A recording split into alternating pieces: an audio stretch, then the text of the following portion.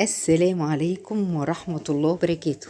اللهم صل وسلم وبارك على نبينا محمد وعلى آله وأصحابه أجمعين.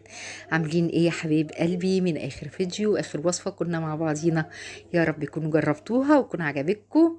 وإن شاء الله هنعمل النهاردة وصفة حلوة وجميلة جدا وموفرة جدا جدا جدا، يعني فوق ما تتخيلوا، وهي المديدة أسواني، وفي الناس السودانيين بيعملوها برضو. المديدة حلوة قوي ومش مكلفة ومغذية في نفس الوقت. هي مكوناتها حاجات بسيطة كده يا حبايب قلبي، هي معلقة حلبة وخمس معالق دقيق. طب تعالوا بقى هنشوف هنعملها ازاي. انا حطيت حبة زيت وكل ده على نار هادية خالص، عشان انا مش عايزة الحلبة بتاعتي تتحرق او تمر. انا سايباها دلوقتي على نار هادية خالص زي بتاعت الرز كده. تمام. انا هنا عملت في طبق عشان أنا ما عنديش كوز يعني او شفشق. تمام. انتوا لو عندكم شفشق على 5 معالق الدقيق دول يا حبايب قلبي منخولين طبعا، تحطوها على شفشق ميه كبير. تمام. وتدوبوا الدقيق في قلب الميه. وانتوا لو عايزين تعملوا الخطوه دي قبل ما تحطوا الحلبه على النار، عشان ما تبقوش يعني بين نارين بين حاجتين، يعني اعملوا كده. ولكن انا موطيه عليها النار خالص عشان ما تمرش. انا حطيت هنا 5 معالق كبار هرميين دقيق، هتحطيهم على كوز ميه او شفشق ميه. في ناس بتقول عليها كوز، وفي ناس بتقول عليها شفشق، وفي ناس بيقولوا عليها دورق. ماشي عشان كل ايه اللغات.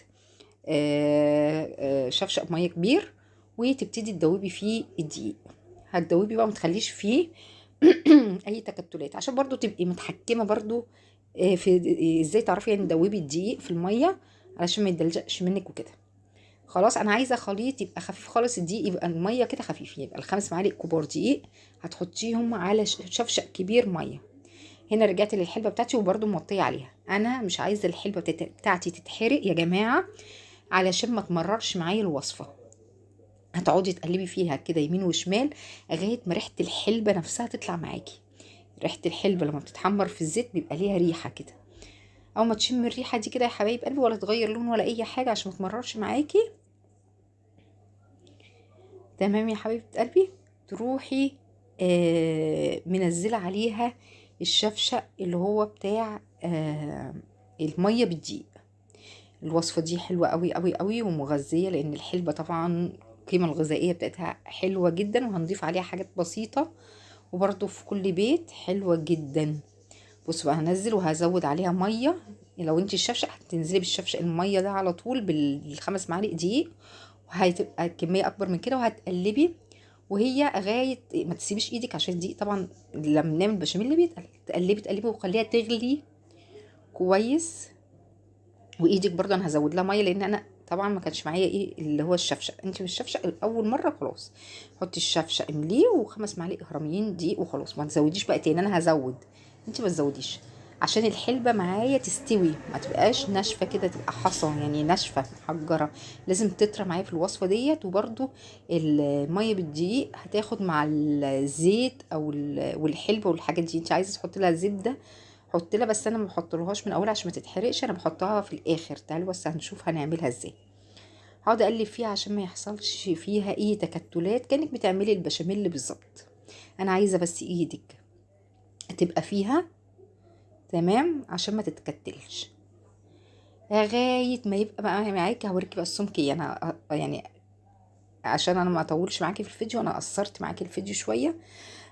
عشان الفيديو تقريبا 5 دقايق ونص. انا ما بحبش الصراحه الفيديوهات يعني اللي بتبقى طويلة في الأكل أو في أي حاجة عموما. بحب الفيديوهات بتبقى إيه قصيرة كده. اللي معايا في الموضوع ده يقول. متنسوش بقى لو وصلتي معايا لغاية اللحظة دي، ما تنسيش في لايك وشير وكومنت حلو منك ليا، تشجيعا منك ليا. ولو أول مرة تشوفي قناتي يا ريت تشتركي في القناة وتفعلي الجرس عشان يوصلك كل جديد من هبة الخضري. بصوا بقى دي بتعمليها كمان في الشتاء، بتخلي الواحد جسمه بقى سخن ومفيدة بقى، تبقى طعمها جميل. بصوا انا عايزاه السم كده بعد بقى ما غليت والحلبه تمسكي حلبايه كده تدوقيها كده تلاقيها مستويه معاكي. تمام. هاخد بقى البوله بقى الجميله دي. انت بقى عايزه تعملي طبق كبير اعملي، عايزه تعملي بوله، بس البوله دي فيك ان تديكي باور وتدي لاولادك باور. تحفه. بصوا بقى حته زبده كده، عايزه سمنه بلدي حطي تبقى تحفه برضو. وتحطي السكر بتاعك، ما تحطيش بقى الزبده والسكر في الحله، لا، حطيها في الطبق بتاعك. انت بقى تظبطي السكر بتاعك، وتظبطي الزبده بتاعتك، عايزاها كتيره قليله، السكر كتير قليل، تمام. بوله قد دي والله تكفي ان تخليكي في عز الشتاء حرفيا جسمك مولع، وتديكي طاقه وباور، وتدي لاولادك طاقه وباور. دي بديل يعني ايه لما تجيبي لبن وتعملي بالنشا والكلام دوت، لا دي بالحلبه، دي مهلبيه كده يعني، بس ايه اسواني باسمها مديده. وفي السودانيين برضو، اخوتنا السودانيين ربنا يعزكم يا رب، برضو بيعملوها.